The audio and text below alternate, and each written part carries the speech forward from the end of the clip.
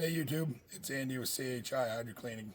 Um, Wanted to touch base and let you know, point out how I got my Hudson valve in this tank and how I attached it and stuff.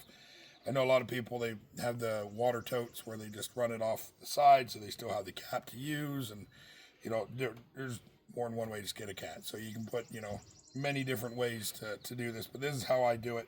Had some questions about it, so basically off my garden hose that goes to the house. This comes in a splits, and then I have this line which directly goes right down and goes right to the machine. Then I have this line that comes around to a T, goes off to my hose for rinsing and things with a shutoff, and then I have a shutoff that comes around to this black hose that feeds my tank, and then off my tank I just undo my quick connects, and that's how I have it hooked up. But on the top here, I wanted to kind of specifically talk about how I did the Hudson valve. And the Hudson valves are awesome. They're a lot better than the float valve, and I think, anyways, they just work really good. And when they go bad, they're not expensive to replace. So this hose coming around, I have one just on a quick connect, a garden hose quick connect. This is an old inlet that I had off of my old external loader that I don't really use anymore because it roots itself. It's a new modern machine. So anyway, so this setup here. So it's just a garden hose quick connect that I have in here with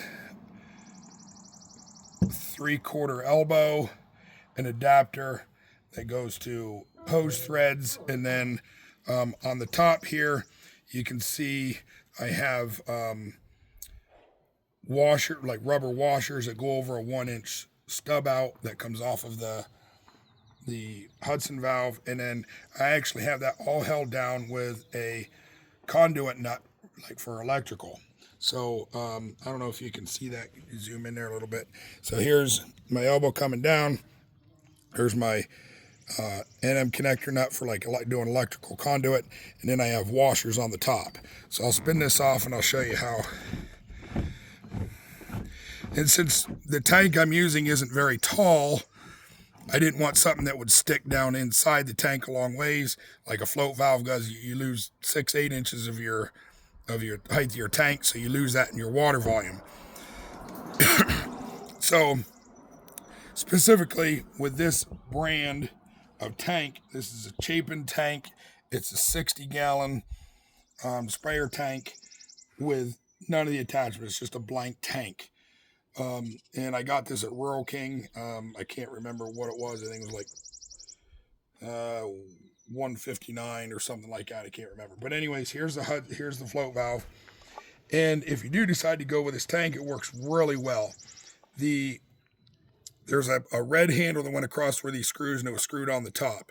So I took that off, and on the top there was like a little diaphragm. So if you wanted to pressurize the tank, you were able to do that. Obviously, I don't need a pressurized tank here, so I pop that valve out, and I use a Forstner bit, an 1.125" Forstner bit to attach or I drilled out a hole in there so that I could attach everything. The top of the Hudson valve is kind of hard to see, but the top of the Hudson valve has a neck on it. And when you drill that I think it's an 1 1/16" hole for a 1-inch stub out, the Hudson valve actually went right up inside, perfectly fit right up inside the collar on this handle. So I'm really, from my threads to here, I'm only losing basically just the height of my Hudson valve, my volume. So I'm only losing like 4.5 inches. So I'm still able to, with a 60-gallon tank, I'm still able to get probably close to 56, 57 gallon out of it and be able to use it to as much capacity as I can. So, and just to run down, if you're beginning or you're starting out, how a float valve works is when your water's hooked up, your water will run through these holes and down in here, and it'll start to fill up your tank. When your tank gets to the part where it's hitting the float valve, it'll start to push up on this valve, and inside here's a diaphragm, and then as you see that goes up, and then that will close that diaphragm, and it'll act like a shutoff, and then your water will stop running, so the tank won't overfill. So, but that's how I had that hooked up, and it worked. It just worked really well. I didn't plan it like this. It just, as I started to put things together, I realized it worked out like this. So, but yeah, so the Chapin 60-gallon sprayer tank from Rural King, with the 3/4 threaded elbow, PVC elbow, some rubber washers, electrical conduit nut, and neck down to garden hose threads, with a 1-inch stub out here, threaded on both ends, that the float valve screwed onto. Got that, and it's on there like good and tight, like it's German, good and tight.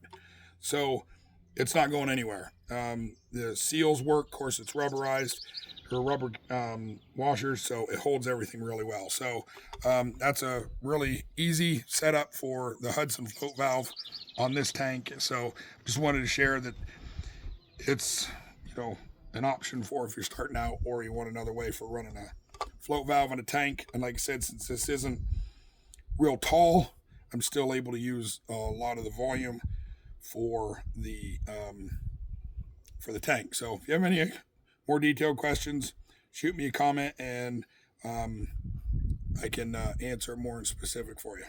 Thanks.